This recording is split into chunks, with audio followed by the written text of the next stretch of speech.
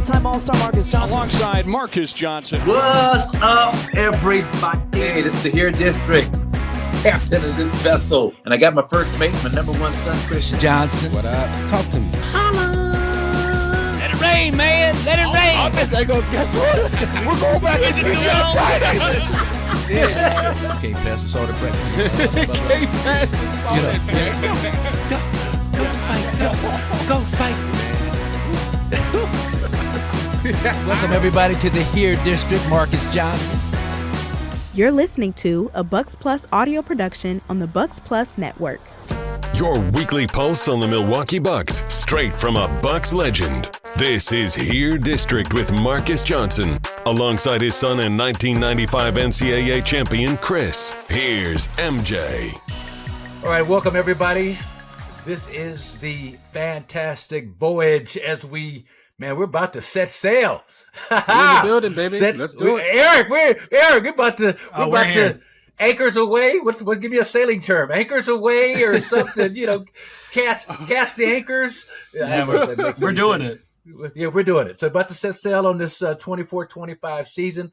Been spending the whole summer just with prep work. Look, I'm the captain of this vessel. That's my first mate, Khris Johnson. Khris and I, the only father and son tandem to win a national championship at the same school. Go Bruins. Okay. Had to represent. UCLA in the house. But look, want to jump right into it, Eric. Man, I'm glad I got some muffles on because it's a whole lot of noise. Some mufflers or whatever. It was a whole lot of noise, Eric. At this point, is it much ado about nothing, or do you think there's some substance? First, talk about some of the stuff, Eric, that's going on around this team right now, please, would you?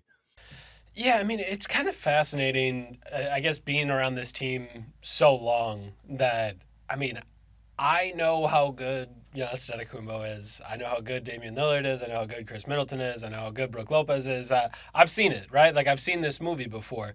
These dudes can all play. They're all incredibly talented. I mean, I think we're at a spot where people kind of forget Giannis averaged 30 points and 11 rebounds per game last year and shot 60% from the field for the first time in NBA history. That includes guys like Wilt and Kareem. Shaq. Shaq. I'm surprised Shaq never done it. It surprised me when I looked at Shaq's numbers, right. and he never done it. Yeah. Like, that's the season he just came off of. And I get why, people are going to forget about it because he got hurt right before the playoffs. We don't see him in the playoffs for the second straight season. I get all of that.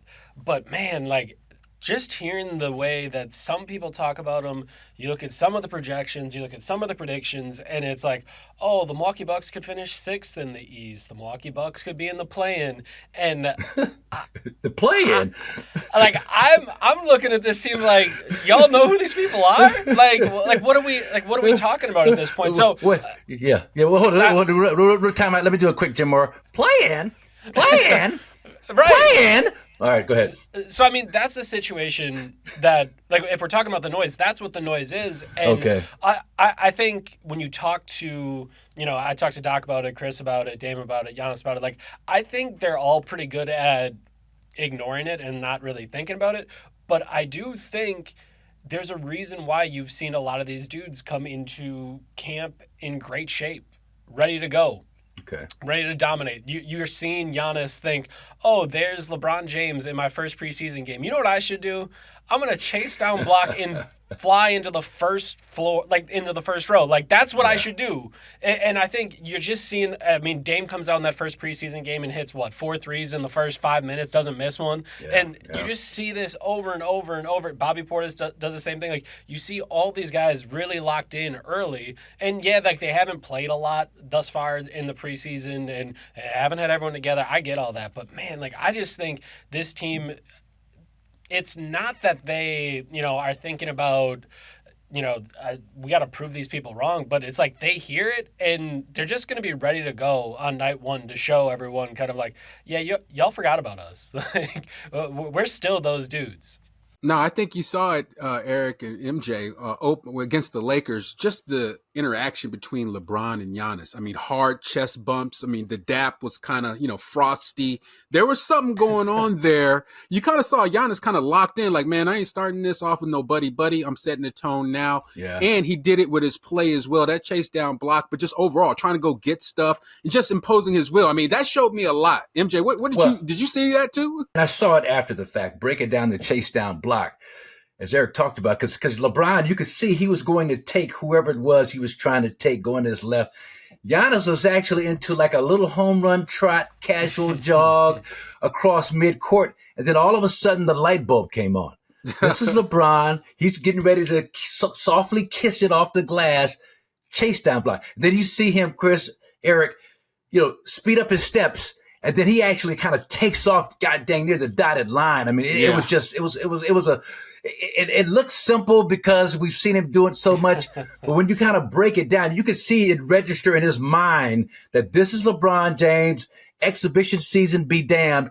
I'm going up here and I'm wiping the glass clean on this one. And so I thought there was a lot of emotion, a lot of investment is a better word on Giannis's part in that particular moment. And then later in the game, Giannis had a similar situation, had somebody on his shoulder or whatever. LeBron flies in from the weak side. Giannis fortunately puts up the shot just high enough so LeBron can't get to it. So you had, two of the best players in the game right there just kind of really trying to, I won't say so much prove a point, but they were going at each other. The competitive spirit was coming out, set the tone. Yeah. Yep. And I think with this team, that's going to kind of just be what you see across the board. Like, and that even goes as far as, like, today I had a story drop about Doc Rivers and kind of what he's trying to prove, as he starts his 25th training camp with the team.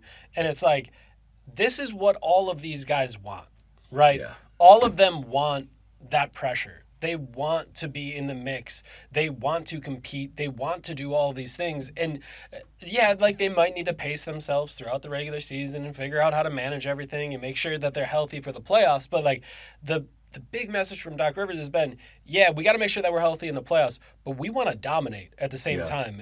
And I think that's one thing that if you're looking forward to this season, trying to figure out what the Milwaukee Bucks are going to be, I think everything's going to be managed a little bit better. You're not going to see Giannis getting run up to 40 minutes in Detroit to sneak out a win against the Pistons. You're going to see a team that's put together a little bit better and hopefully blowing out the Pistons, right? You sit out the fourth quarter in the old ways like they used to do it when Mike Boone was around. I think you see a little bit more of that this season, and ultimately the Bucks can have a really strong season. Well, even as Doc termed it, Eric, Chris, a camp connect. So last year, Adrian Griffin, we have training camp at UCLA, the old great, men's gym where so many great battles have taken place over the years. I get misty-eyed. You and Wilt, you were showing last year. I was walking up the stairs and I was like, you must have ran this place, and you were like, yeah, here's me and Wilt. I showed you a picture of me and Wilt, Raymond Lewis, and all these LA legends playing, Kiki Vandeweghe and Reggie Theus and everybody going at it. It's the place, Eric, where this guy here on the screen got into it with a young Kobe Bryant. And they were about to go to blows, and Chris was like, "That was a bull crap call." And you did it. There'll be a little B, and Kobe's like, "Who are you talking to?" So Chris like walked up on him, and Kobe started moonwalking, going back. But I ain't scared of you. And then Magic says, "Chris, Kobe, I'm on the sidelines too. I'm watching this. I'm there watching. I'm not playing. I'm too old to play. I'm watching." I'm like, "Chris, come on, man." And Chris like, "Shut up, Dad. This ain't got nothing to do with you. Stay out of it, Dad. This ain't got nothing to do with you." So I'm like, okay. He's but 19, 20 at the time, trying to find it. But the funny part is Magic. He's on the sideline, Eric. He's like, "Chris, Kobe, come on now. You two come here, shake hands. Chris, Kobe, come on. We don't need all this, man. Come on, man." But so we have camp at UCLA, and UCLA is a lot more high profile. It's a lot more stuff going on. Even that little bit of subtle difference between UC campuses, UC Irvine versus UCLA.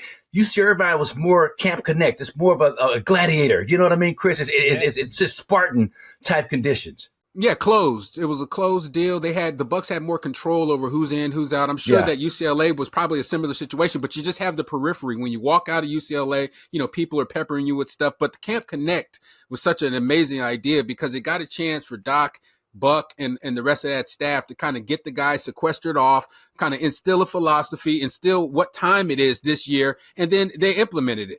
One of the main stories I wrote from my time hanging out with them at Irvine was about, Rondo being there. And we'll talk about AJ Johnson a little bit, and a little bit later in the show. But like, when you think about kind of the level at which you're thinking the game, and how invested you are, like talking about Dame and Giannis, like one of the things that they thought was like, there's kind of these breakthroughs that you can have throughout all this. And the scene I had kind of focused in on was, one of the things that they still need to figure out as they figure out their two-man game and how you have two alphas running in the same lane and trying to do all the same stuff was like, there was a moment where Brook Lopez grabs a rebound and he's looking for his outlet. And both Dame and Giannis come running back to the ball because for a decade, each of them have ran their own franchises and they went back and grabbed the ball and brought it up the floor. And you just have Rondo on the sidelines screaming at Giannis, "Run, bleeping run, get up the floor." And like, there's only so many people that can yell at Giannis like that. Like like obviously the coach can do that, and Giannis is always taking coaching. But like for an ex-player to be there, and Rondo specifically, because he was the one that used to have to manage all the egos, right? Like he had to figure out like how we're gonna use Rayon, how we're gonna use Paul Pierce, how we're gonna use KG. He had to figure that out. Like, and you hear these moments where they're still working through this, they're still trying to figure all this out, but those kind of things can only happen, one, if you have a coach like Doc Rivers that has connections like Rajon Rondo, and guys like Rajon Rondo actually want to come through and talk to players like Giannis and Dame, right? Like, those are the kind of special moments that you can have. And I just thought, like, you go to that campus, there's no one else around. I was trying to figure out how to get to LA and have dinner with y'all, and I was like, it's going to be like 2 hours. Like, I can't do this. I don't got enough time in the day to get all the way to LA. Like, I'm out here in Irvine. And that led to, Khris putting together an event where they go to SpaceX. That leads to Giannis putting together a dinner. That leads to Dame putting together a dinner. That leads to a special film session with Rondo in like the ballroom of the hotel. Like, all of these things that, if one, you're at home in Milwaukee, or two, you're in LA, like you're in Beverly Hills, like you can find a way to occupy your time if you're like actually in LA. But if you're in Irvine, it's gonna be a little bit different, and you got to connect with each other. Like, and to Chris's point, just the sequestration element, because I remember it just occurred to me, Khris, at UCLA last year, my nephew Gene McAdoo Jr., who's doing major things, PhD and all kinds of great stuff at, like, what is he, 24, 25 years old. But he found out that the Bucks were on campus. He said, "Uncle Marques, can you get me in? Me and a few of my friends." He bought like 5 of his buddies. Nobody said anything, but there was at least 20 to 30 people, just hangers on, relatives and friends or whatever it was. But it wasn't locked out. You compared that with this year, so I get a chance to go, and I'm there with John Horst and Milt Newton and Ryan Hoover and Rod Thorne and all the big timers. And so a couple of days later, Eric, my daughter Shiloh has a day off from school on a Thursday, and so I text, I want to bring my daughter by for camp. Think it's gonna be cool.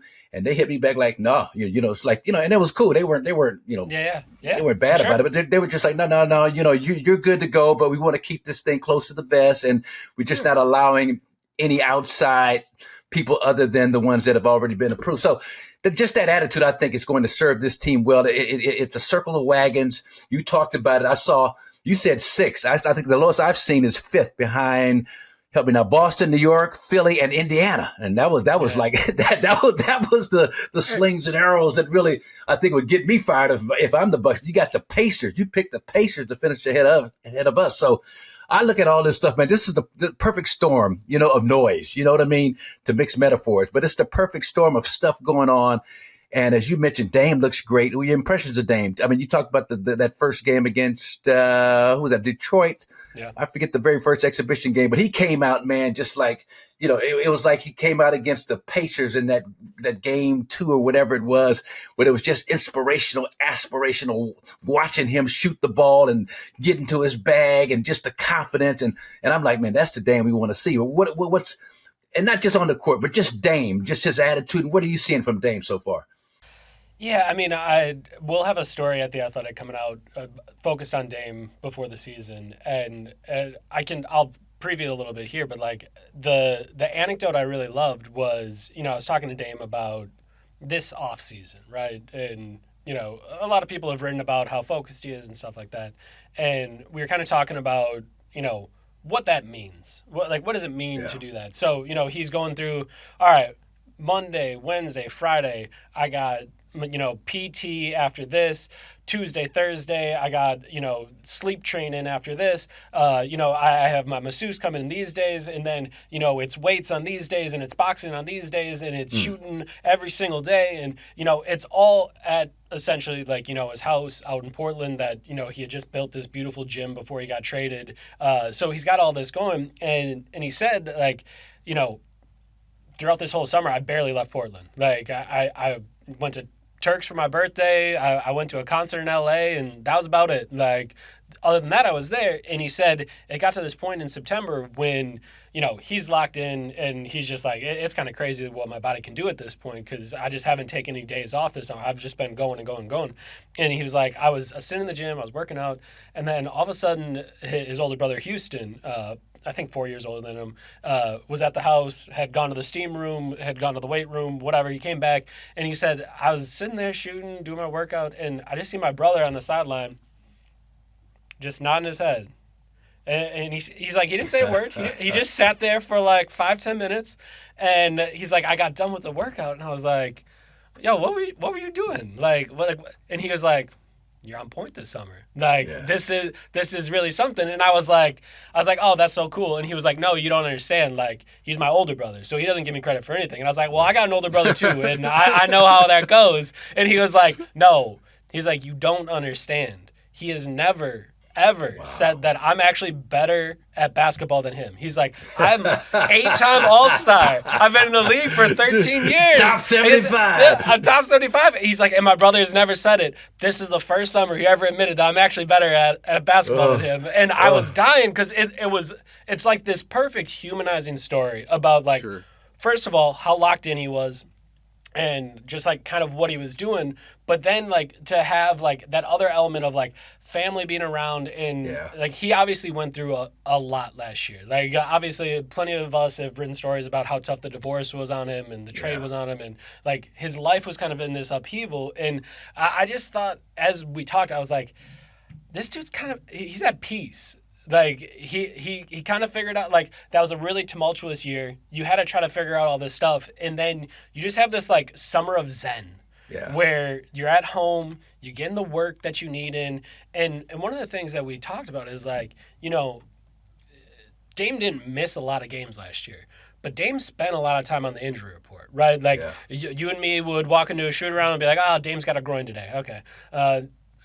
A few weeks later, it's like, a little calf tightness. Okay, it got an oblique, got the shoulder. Like, it was just, throughout the year, it was just all of these things. And the thing that he said was, like, that was because I didn't work out last summer. Like, I wasn't doing what I normally do, so I just kept picking up these small things. And he's like, and I'm going to play through it. Like, that's what I've been built to do, is play through it. But he's like, I really believe that those things aren't going to happen this year. And I think, I don't know if we're going to get the 32-point Dame that we saw in his final year in Portland. It's a little bit different with Giannis around. But, to see him shoot 34% from the three-point line like we did last year, I don't think that's going to happen. I think you're going to see him a little bit more locked in and look a little bit more like he has in the past. Well, look, and I can relate personally from that, because my about fifth year in the league, 1982, I held out around that time. Held out, missed about I think 18 games, first 18 games. And when you're holding out, and I'm working out with the club owners and the pimps and the players and all that, man, the drug dealers and all that. We play, I'm trying to stay in shape, hanging with these guys, and they're trying to help me, but it's not the same. It's not the same. And so when I do get back to Milwaukee, so I thought the Bucks were going to struggle without me. First 18 games, I thought they might be, 9-9 or something, or whatever it's going to be, 9 and 8 and 10 or whatever. A good, City Moncrief started to, emerge, and they're like 12-6, Eric. So it's time to get it's it's no longer my team. It's time to get back to work. Sydney has supplanted me as the main guy, and I say that with the greatest of feeling about Sydney mockery. But so we reached a deal. I threatened to go to Hawaii and sit out the rest of the season. And I didn't have money to go from LA to Compton at that time. I was just broke. But I said, I'm going to Hawaii, man. You guys finish this thing out. You're doing well without me. And that's when Wayne Embry was like, no, don't go anywhere. Don't go anywhere. We'll get this done. I promise you. We got it done in a couple of days. So that bluff worked on my part. But the point is, but I was out of shape. I was okay. I was running miles. I was doing, but it wasn't the same. And I'm it's like trying to jump on a fast moving train. When I got there, they had been in training camp. They were sharp. Here I come trying to catch up. And it was a terrible year. It was just one of the worst years of my life. I think I average. Did you break your hand? That was the first training camp with the Clippers. But this was it was a bad year. I think I might have averaged 16 or 17 points a game that year. Yeah, it was just, you look at my stats. That's that year. Yeah, and mentally, it was a struggle. It was just a struggle from day one all year. Never caught up. Had a decent playoff series against Doc and the Sixers as I always did. That next summer, that'll get you motivated. I heard it. Yeah. That'll get you motivated. But that next summer, the point is, I worked my ass off. I did the stuff that I normally did, and I came back, and that was the All-Star game at the Forum. So I had something to shoot for. I had that carrot dangler. I want to be an All-Star. It's going to be back at the Forum in my hometown. That was a Marvin Gaye national anthem game. I made the All-Star team. So I see some of that in Dame, where you're not really proving anything to anybody but yourself, but at the same time you're proving things to everybody in the basketball world. So, man, I'm looking forward to it. Now we talk about Dame and Giannis and this two-man game, this proverbial great two-man game. I stumbled on an interesting stat. I had our guy, our analytics expert with the Bucks, Patrick Buckets Hanneman. He gives me this stuff he calls basic buckets. But I had him look up, Eric, just who are the best short rollers on pick and roll basketball in the league. He's privy to the second spectrum stuff. Yep. You probably are too. Are you privy to that stuff, man? You got on limited basis. I find my way in there. Okay, yeah. See, I wish I could get in there. That's that next level statistical stuff that they proprietary. They protect that like it's whatever it is. They do. Oh man! But Patrick gave me some stuff on the short roller, pick and roll stuff. I mean, Dame and Giannis were like about 19th or 20th in frequency and top 20 in efficiency. And then I wondered and then Giannis's shooting was the highest points per possession. Giannis finishing with the layup or whatever it was. But I looked at the short roller stuff, and this is a long-winded way of getting to this point. And so number one is Siakam in short roller efficiency, points per possession. Brook Lopez was number two. Brook Lopez was number two in the league in points per possession on short roller efficiency. Giannis is number 7, which is still darn good. But my point is, we keep focusing it on Giannis and Dame, but there's other ways. When Khris gets back, you've written about it. You talked about, Khris being involved in some two-man stuff with Giannis. That's been gold. So I just don't think the onus should be completely on those two. Yeah, of course we want that to work and to thrive and all that, but I don't think we should be so myopic in terms of just that's got to be the combination that leads the way. Yeah, I had this big feature that I had with Doc Rivers, and we actually talked some basketball as opposed to just his motivations as, a coach getting older. And, one of the things that we had talked about is like, when you look at Khris and Giannis in their two-man game, Khris Middleton is 6'8". He's got long arms. I'm sure Khris won't be offended that I say this. He's slow. And you can move at Chris's pace, and Khris can still get his shot off, and Khris can throw that late lob to Giannis, which Giannis loves, right? Yeah. That's always going to be the killer. And with Dame, it's a little bit different. Dame coming off the dribble is second all-time, right? Like, if you're talking about threats coming off the dribble at the three-point line, it's Steph Curry, and then it's Dame Lillard. Facts. That happens like that. It's quick. If you're too low, if you're not up to the level of the ball, if you're not trapping, Dame's going to hit that. Okay, well, if Dame takes that shot, Giannis ain't rolling. Giannis hasn't even got inside the three-point line yet because it has to be up that quick, and that's how Dame works. Okay, so if you come all the way out, what's Dame doing? He's blowing right by you, and he's getting all the way to the rim. Okay, again, Giannis isn't really going to be involved in that, right? And again, Good that's point. not to say those aren't efficient shots. Dame's great at both of those things. But the pick and roll, the two-man game is a little bit different there. And one of the things Doc had kind of mentioned to me is that, like, what they need to remember as a two-man tandem is that you don't necessarily have to score in the first action. That doesn't have to be a score. That if Dame tries to turn the corner and it's not there, okay, that's fine. Yeah. Pull it up, send it over to Giannis, and then you know what you do? You go run and get it back from Giannis. And then all of a sudden you've started a second action. And I think when you look back on last year, there was Doc called it the Holy Grail. I remember it vividly because it was one of the last games that Giannis and Dame played together. It was right before the Pelicans game. They had just played the Lakers on national TV. It's that 2 overtime game that they lose. But one of the first possessions of that game, Giannis is trying to get a handoff to Dame. He gets denied, so he goes to the corner. And then he gets the ball back. Then he finds Dame again. And it's action after action after action after action. And eventually it's Giannis on the short roll, and he's kicking it out to a wide-open Malik Beasley for a 3. It's great offense. And it's like, that's the thing. And that's, to me, kind of what you're looking for. Is like, I don't know that the Dame-Giannis pick and roll is ever going to look like the Khris-Giannis pick and roll. But that's not a problem. That's... Right. Of course, Dame and Khris are 2 different players. Like, it's never going to look that's not how it's going to be. But you do still have to find those efficient actions and how to work with each other. And I think one big thing that Damon kind of mentioned to me when we talked is like, Giannis needs to know that at all times I'm trying to get the best out of him and the best for him. He needs to trust that I can see the floor, and if I have the ball in my hands, I'm looking for him. I'm trying to do everything I can. And he's like, and conversely, I need to know that if Giannis has the ball in his hands, he's trying to get the best for me. And that we're both talented enough players that, like, we don't need to go at it ourselves. Right. Like, we can lean on that other guy.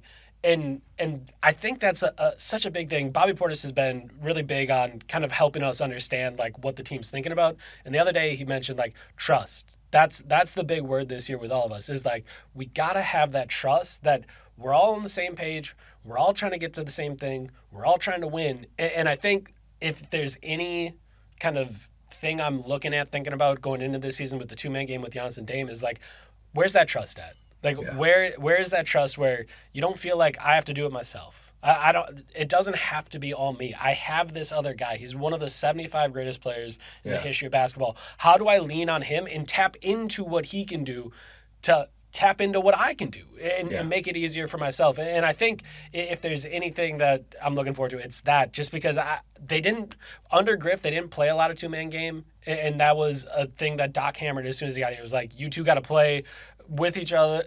The ball needs to be in your guys' hands all the time. It's 2-man game, 2-man game, 2-man game, 2-man game until we get good at this. And I think when you look at what the Bucks are going to do to start this season, I think that's going to be a big part of it. Well, you factor in a couple of things, and this is my last comment on this, but factor in a couple of things. So you've got some of the best and brightest minds and opposing coaches in the history of basketball, just in terms of how they approach and look at the game, the things they do, the schemes they come up with. I mean, this game, and that's the big difference from when I played and now. We talk about, plumbers and all that stuff, but it's the coaching. It's the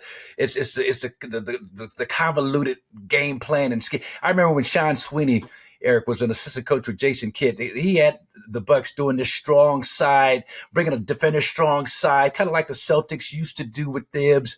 But the rotations were like I didn't understand them. And I've been around the game 50 years, and I still couldn't figure out exactly. So my point is that when Dame and Giannis run the pick and roll, other teams' coaches know it's coming. They know that's probably our best weapon to throw at them up. So now they're flying defenders at Dame, especially bigger defenders, or they're switching off or they're hedging really aggressively.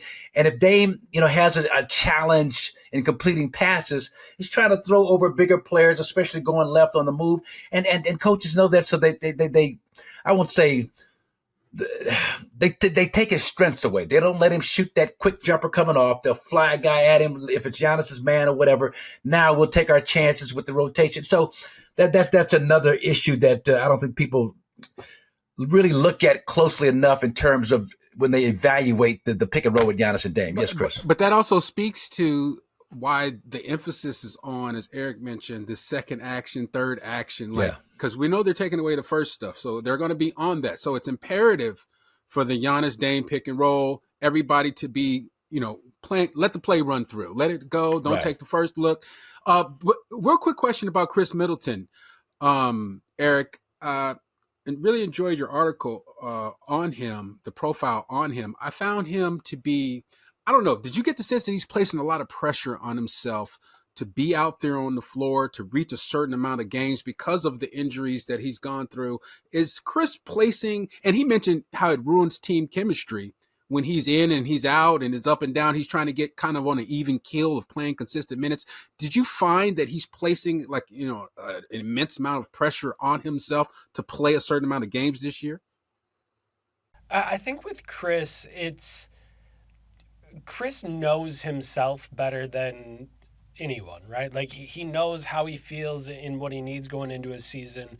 And I think one thing that kind of gets overlooked is like last year, if KD doesn't have the reckless closeout that gets called a flagrant one, I think Khris is going to play 68, 70 games. Like that's what he was on pace for. Like before that, he played in 27 of the 31 games. He was playing 30 minutes a night. He was averaging, 16, 6, and 6 on 50% from the field and 40% from the three-point line. Like he was wildly efficient and just doing his third banana thing, right? Like he had found that role.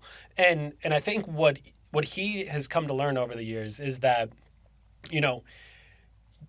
any team can get used to kind of any situation. Like if they know going into a game he's going to play 20 minutes, right, to start the season for the first month, that's what it is. Okay, the team can build a plan around that. Right. All right, that means we're going to lean into Bobby Portis more. That means we're going to lean into Gary Trent Jr. more. Like whatever it is, we're not going to have Khris for those 10 minutes that we normally would. You can make a plan. What you can't make a plan for is you ramped Khris all the way up, and then all of a sudden he's got to miss 10 games. That's not something you can put a plan in place for.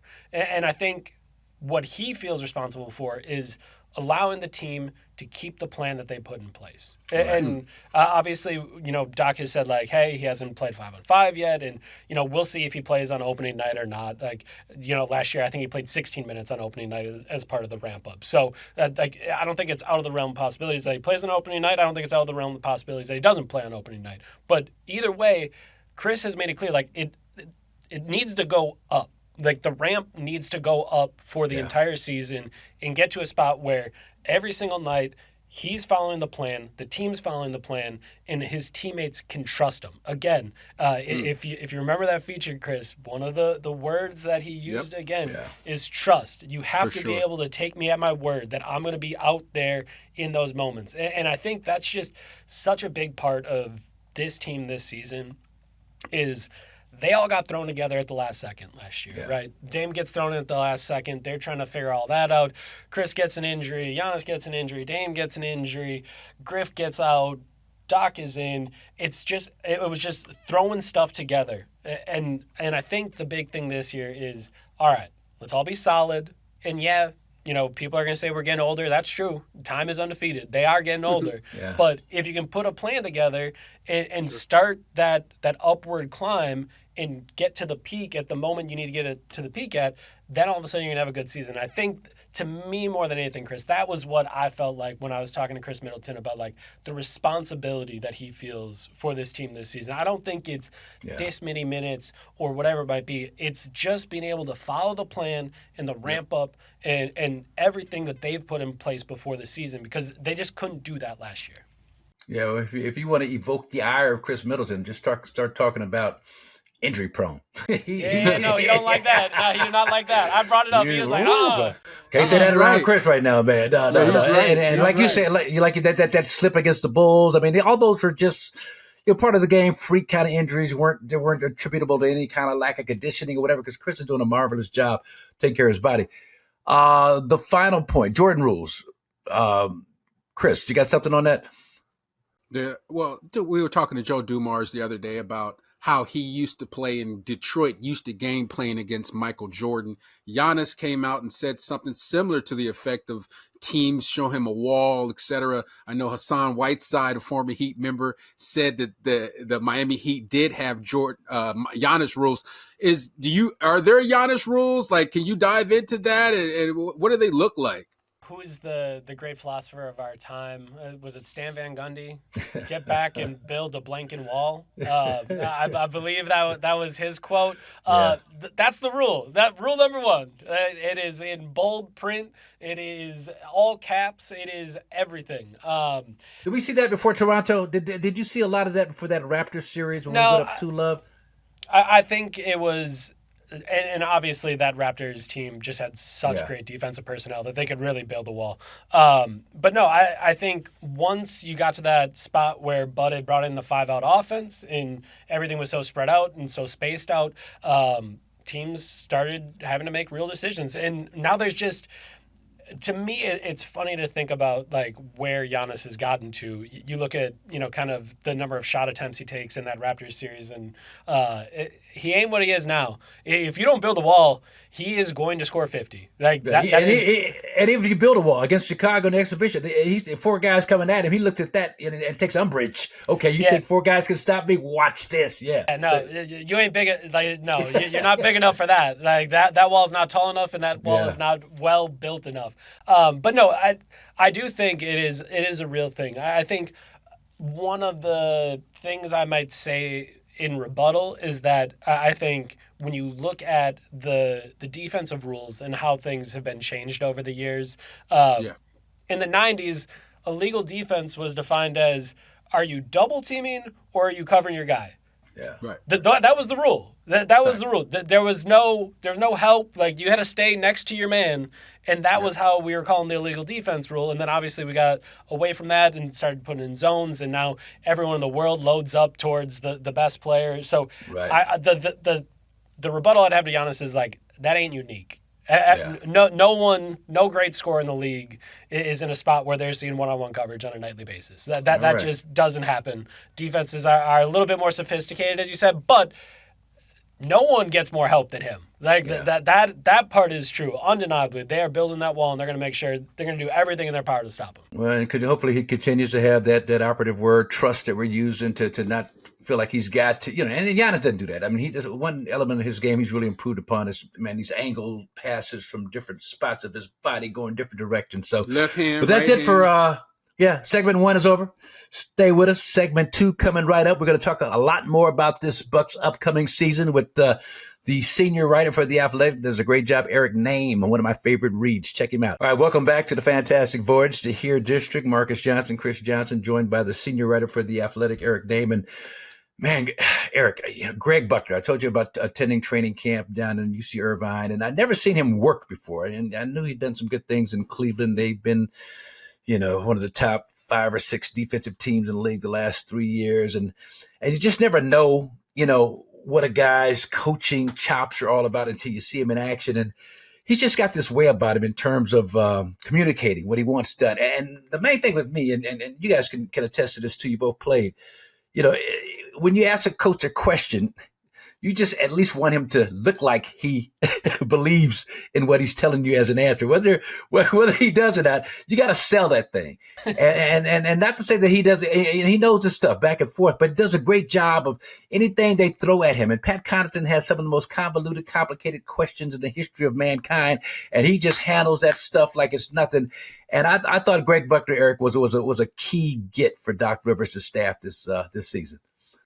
I mean, that staff it's pretty crazy to think about what is going on that staff. Like, for them to get Buck, obviously, Doc had kind of told us, like, that's a guy that I was trying to get while I was in Philly, but him and JB Bickerstaff are best friends. So the moment JB Bickerstaff got fired, I called JB and, wished him well and everything. But the next call I made was I called Buck and was like, hey, do you want a job with us? And, you think of Buck, that's an associate head coach for the last 3 years in Cleveland. Darvin Ham was a head coach last year in the NBA. Dave Yeager, head coach, Joe Prunty, longtime assistant, Rex Clamey, and all. Like, you just go down the line. This is a really stacked staff, and Buck is a big part of that, where I think what's interesting to me is that how targeted that was. There's a lot of good defensive coaches in the NBA. There's a lot of people that could have served as Doc Rivers' defensive coordinator. But the thing that Doc kind of mentioned is like, well, when you look at the Cleveland Cavaliers, there's Jared Allen, who's one of the best rim-protecting bigs in the league. Well, you know what Brook Lopez is? One of the best rim-protecting bigs in the league. And then you look at Evan Mobley. All right, he's the free safety, shot blocker, but also can do some steals and, be out in the perimeter a little bit. Well, you know who's the better version of that? Giannis Antetokounmpo. That dude's won a Defensive Player of the Year. So you have that, and then also in Cleveland, you have the idea that maybe you don't have the best defenders out there on the perimeter. They've been searching for wings forever, but also they got the small guard in Darius Garland. Donovan Mitchell's defense goes up and down, kind of depending on his usage offensively. You can find those similarities here in Milwaukee, and I just thought the thought behind it made a lot of sense to me. That if this team was going to try to get back into the top 10, you got to find someone that can coach up your specific personnel and know that style, or at least have a vision for how to use that personnel. And Buck kind of fits that bill perfectly. Well, and a couple things. So the Bucks cleaning the glass. Ben Falk's excellent site. Like to give him a shout out every time I can. But the Bucks were actually number 10 against top 10 offenses. Defensive rating was number 10, 117.5 points per 100 possessions. So when they played against really good teams offensively, so that tells me the focus just wasn't overall consistent. Maybe the principles weren't as consistent, but when they wanted to crank it up, they cranked it up. So that's number one. Brook Lopez, Eric, the last 2 years, his contested twos is the greatest disparity in that stat since they've been charting that stat. 2 years ago, it was the biggest. Last year was second biggest, but that's not necessarily a good thing, because that means that he's got the challenge at the rim. And here's the point I'm trying to make, is that you can talk about Dame's defense and Malik Beasley and all that, but I pulled up pretty much every darn near defensive possession that Gary Trent Jr. and Taurean Prince had last year. And what I saw, and I told Joe Dumars about this too. I told Joe Dumars about this when we had him on the show, is that because of the awareness and the reluctance to commit a foul, anytime an offensive player would make a move on the perimeter, that front foot would just open up. And it was like a sieve. I mean, they just created a lane for the guy to drive to the basket. Now they've got this straight pathway adjustment that the rules are going to be implemented. Monty McCutcheon told us about this in a broadcasters meeting last week. So it should make it more difficult. So Gary Trent can use his strength to kind of keep driving lanes closed up and clogged and play a little bit more aggressively. Taurean Prince can do the same. DeLon Wright can do the same.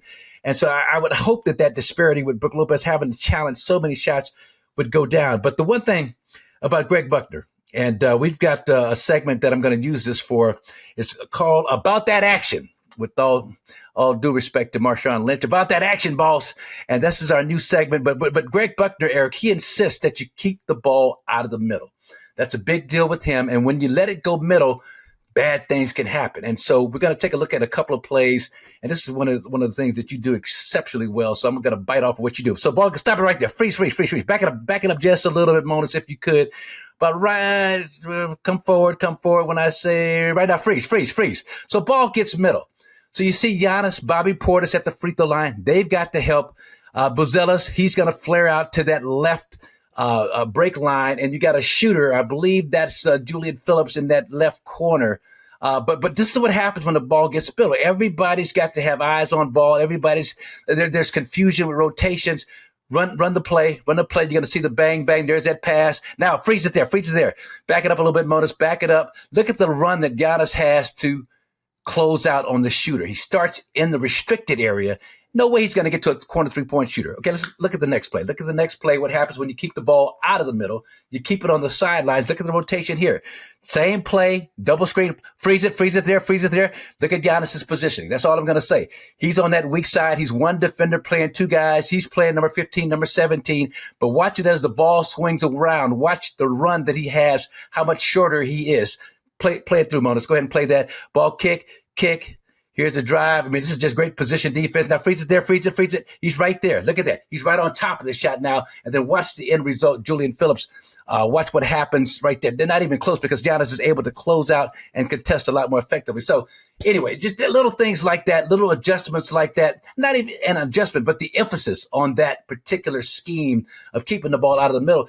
And players will tell you that when they've allowed it to go middle, Greg Buckner has let him hear about it. Marjan talked about he will let you hear about that. So I think that overall, the toughness, all those things that make a team a great defensive team, I think Greg Buckner and the rest of his coaching staff, they're going to chime in too.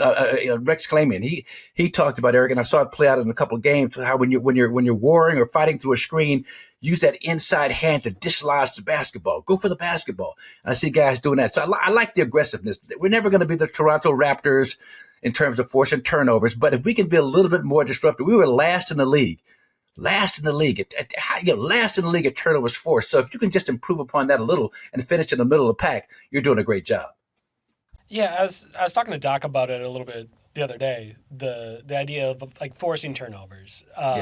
And he had said like that's not what our defense is going to be built around. But if we do the job of protecting the rim, then as our three perimeter guys are closing out, all of a sudden they're going to find themselves in passing lanes. And this Bucks team has a number of guys that are pretty good at it. You know, Gary Trent Jr. has always been good at it. Doc will admit he probably takes a few too many chances, but that's okay. That was what like the Raptors were doing, and that's a way that he can bring value defensively. DeLon Wright is amazing at creating deflections. Taurean Prince has those long arms. Like if you can start having those closeouts get done a little bit earlier, all of a sudden you sneak into some passing lanes. Like you think to some of those preseason games, you think of that second half of the Bulls game. I mean, they were just handing the ball to the Bucks because they had turned up the physicality, they had turned up their attentiveness, they had turned up their focus, and you're seeing some of that. And I think this year it's just gonna be really interesting, right? Like Doc had kind of mentioned the fact that like in the story I wrote about Buck, he had said like I don't want to see Brook Lopez closing out at the 3-point line. Well, why would I want to watch that? I don't want to see him do that. So that means the perimeter defender's got to be a little bit more attentive. And I think one thing that I'll be focused on this year is one thing I heard from a lot of Bucks fans, and you know, why is Brook Lopez always in the drop? You know, Brook Lopez has lost a couple of steps, and the thing I would say is all of this works together. This is one ecosystem that all works together, and like you said, if guys are getting beat off the dribble, if guys are giving up dribble drives to the places that they shouldn't be, you know who's going to look worse? Not the guy that got beat. Brook Lopez, because he's trying to cover for everybody. Guy's getting downhill, now he's got a head of steam, and Brook's got to pick him up around the dotted line. It's just you know, I don't care how young and spry. When you're 7'2", 290 pounds, that's a tough check for anybody that size. And to his credit, he, as you said, he contests all those shots. That he's great at it, but all of a sudden, if Brook Lopez is flying at this shot instead of backpedaling into the drop and playing the cat and mouse game that he's so good at, all of a sudden the 7'2", 280-pounder isn't by the rim. He's out by the free throw line. And then, all right, there's a wing that runs in and grabs a rebound, and then all of a sudden the Bucks aren't as good as of a defensive rebounding team as they've been in the past. And like, again, it's an ecosystem. And back all to that, of this stuff works together. And coaches are smart, so they know if they can isolate Brook, get him on that side, put him on an island against a quicker player. That's what they want. Chris, you got something on this? Yeah, I think that the point of attack, the physicality of the point of attack, staying attached to guys is going to be paramount for the Bucks. Not losing, because once you get unattached, say you're Pat Connaughton and he's trying to fight over a DHO and he gets, leaves this guy a little bit of space. Brook automatically is going to step up. You saw it in the Detroit game where there was a little bit of a breakdown on the backside. They found a lob play to Durant. Guys are still figuring out how to play with each other, the connectivity of five guys on the defensive end. And when you see Giannis making the two runs that we just saw, I'm not so sure Doc wants that. Like, I'm not sure, because Eric, like when he said we don't want Brook running to the effing corner, I don't think he wants Giannis running to the effing corner either the fact that Giannis can make that run look so easy is one thing. This is preseason. He's covering ground in like 2 and 3 steps to challenge guys. I think, they're going to figure out, the switching, the picking up in the middle of the play. So now that Bobby gets pushed out maybe to the corner and Giannis stays home and protects the rim or things like that. It's still a work in progress, but I like where this is going. One thing that Greg Buckner has emphasized over and over again, and Eric, we saw this a lot with Coach Bud, that flyby contest. Pat Connaughton was really good at that. He'd fly by the 3-point shooter, then he'd rear contest, kind of recover, get back. Buckner doesn't want that. He just wants you to close out cautiously, get a hand up, contest. If they make a tough three with your hand in their face, so be it. Because once that penetration happens, now they got you in a blender, and now you're rotating, and bigs are out of position, and everybody's out of position. And so I think that's going to be a major thing to look for this season also. I was going to say one thing that Doc has not been shy about saying is like, we're not young. We don't have. We're slow. We don't have speedsters out here. So let's use what our strength is, and our strength is strength. And I think one thing that you've kind of seen over the years, especially in the playoffs, is the teams that in the regular season play a really physical brand of basketball get rewarded in the playoffs because, as we all know, the whistle stops getting blown quite as much in the playoffs. And if all season long you've worked on, all right, that inside hand, like you said, Marcus, like if that inside hand is there all the time, all of a sudden maybe that inside hand grabs a little jersey. And in the playoffs, that doesn't get called as much. We saw it in the championship run, right? Like PJ Tucker is the most physical. Like he's a great example of veterans that get the respect because they do it the right way. And if you've been drilling that for 82 games, all of a sudden, I don't know, maybe Taurean Prince at 6'8", long arms, big, strong dude, maybe he gets away with a little bit more. Gary Trent Jr., same way. Like if you can teach that physicality, I think that's something that this Bucks team hasn't done over the years. Under Bud, as you said, Marcus, the rules were don't foul. We got to be dead last in free throw rate. And they were. They always were. And like the system made sense. But I think one thing you might see this year is a little bit more physical. That free throw rate drops down a little bit, but at least you're getting the physicality that comes with being more physical and being stronger at the point of attack. And last thing on that, Eric, you and I were talking before the call started, just about the Bucks playing the physical brand and getting the referees used to this style of physicality. MJ, it reminded me of what you told me back in the day when you used to do the Seattle game, just how Seattle, the Supersonics, played that trapping style, hacking, guarding guys. You know what I'm saying, MJ? Yeah, you remember I remember you were talking about that. And so now the refs can't call everything. And so they got to pick and choose. And then you even get the refs condition to your style of play. And I think the Bucks have started to do that with the physical play. Well, it's an adage as old as I am, even older, that the more physical team gets away with more fouls because the refs are so conditioned in their preseason conferences and with their work and film work. They don't want to continue to blow the whistle to disrupt the flow of the game. So they don't want to call everything. They can call a foul. I used to have a big argument with the late, great Hugh Hollins. We were at this spot at the hotel in Utah, the Marriott Hotel in Utah back in the 80s, Eric. So Hugh Hollins, great NBA official. I knew him from high school, refereed my high school games. So I was talking about how the refs suck, how bad they were. So his point was like, he said, Marcus, well, you know what? We're graded on our calls and we look at film and 90% of the cup fouls that we call are correct. I said, Hugh, it's not the fouls you call. It's the ones you don't call. Those are the ones as players that we complain about. So anyway, we'll see if this physical defense, where that takes this team. I think it's going to be a real positive for them.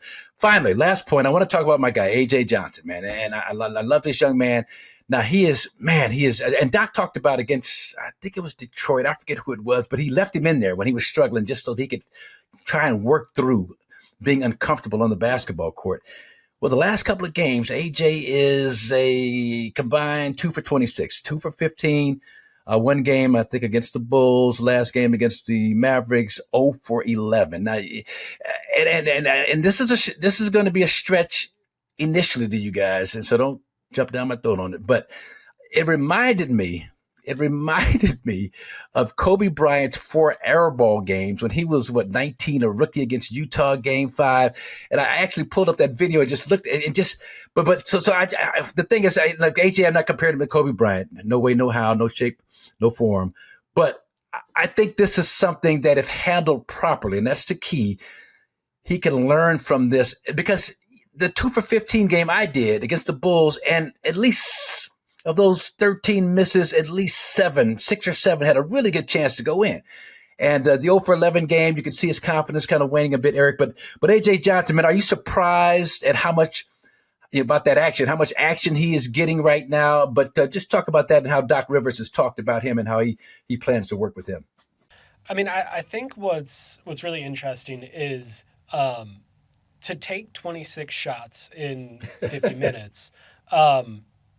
You got to get yourself open, right? Yeah, like shooting in the NBA, it ain't easy. Like, if you can't create the space to get open shots, you're not just going to fire up 30-footers contested hook shots. You're going to get pulled from the game. You're like, he's behind your back or over your head. Right. There's shots. There's shots. They're game shots. Yeah. And he's getting into spaces that are interesting. He's getting into spots that, defenses would love to keep him out of. It's just trying to figure out all of that after that. And I think one of the interesting things that Doc said was, sometimes point guards don't love being coached by him because he was a point guard in the league, and that means that he can be a little bit tougher on them. And so he's trying to find how hard do I coach him versus do I let him play? And I think that's going to be a fun balance that we see play out throughout the year. But I think the other thing, and I do believe this was a real priority when they drafted him, was they saw what Damian Lillard did with the young guys out in Portland. That was something that he took a lot of pride in. That it was like, all right, how do I help Ant Simons figure out how to be a great basketball player and operate at this level? And Dame took a lot of pride in that. That was something that he really enjoyed. It was something that he thought was a worthwhile use of his time. I think you're going to see that, and you saw. I mean, how many times have your wonderful camera crew on the Valley team caught Dame going through something with A.J. Johnson? Hey, on the pick and roll, you pull it out here, you look for this pass, or you get into this spot, you finish here, or you throw the pass. Like, you can just see those moments all the time. And I think the support system that they've put together for A.J. here in Milwaukee is going to be really important, because it's former point guard as your head coach in Doc Rivers. It's one of the greatest point guards of the modern era in Damian Lillard as your vet. And then, oh, by the way, if you go down to the Herd, you're going to be coached by Beno Udrih, who is a 10-year NBA veteran who Spurs. Has learned from the best of the best. He, if you think of Beno's game, he's got that in-between floater stuff. He's got the floor general stuff. Just think about the teachers. And then I even mentioned the fact that, I don't know, Rajon Rondo might come through every once in a while. And you just kind of have this, it's like a point guard boot camp or, point guard academy or whatever you want to say. Like, you have, they've really put him in a place where, like, if he wants it, if he wants the guidance, if he wants to learn, he's going to get those chances in practice alone. And I have no idea what Doc's going to do with him in games and all that stuff. But in practice alone and going to the Herd and doing all those things, he can pick up, just decades of point guard knowledge from the people that the Bucks have put in place for him to learn from. And I think if you're A.J. Johnson, you're excited about that. And if you're a Bucks fan and you see the physical tools that he has, where he has this insane quickness, he gets into all these spots, that if you're thinking about sharpening all the tools, they've put him in an interesting spot to get that opportunity, because clearly he ain't afraid, right? He ain't afraid to go out there and mix it up and make some mistakes and play. And if you combine those two things, I think maybe you're looking at something that can be special down the road. I think also the fact that they played the Bucks, AJ and Tyler played so much during the preseason. I think that's a good sign as far as from a development perspective and the trust that Doc has in these guys and the belief that he has in these guys. AJ played 94 minutes, 17 assists, 11 turnovers. Tyler Smith, 56 minutes and 23 boards in 56 minutes, led the team in the preseason. So those are two, and AJ was tied with Dame with assists in the preseason. And granted, it's preseason, but to have two rookies doing that, I think that's impressive, and that speaks a lot to Coach Rivers and his feelings on them. There's a reason why AJ was a first-round draft pick at 19. The physical tools that he has. I had a friend of mine who I used to work out with, Eric. He worked out James Ingram and all these Marco Hemingway, and he was the American Malcolm record holder in Gladwell. the triple jump. Malcolm Gladwell, right? Okay. All kind of guys. And so we work out at UCLA track, 8:00 in the morning. Milan Tiff, American record holder in the triple jump. But Milan told me he played for John McClendon, Chris, in Cleveland in high school and led the state in scoring. I got to look that up. Milan is prone to a little hyperbole at times. We got to get him on the show.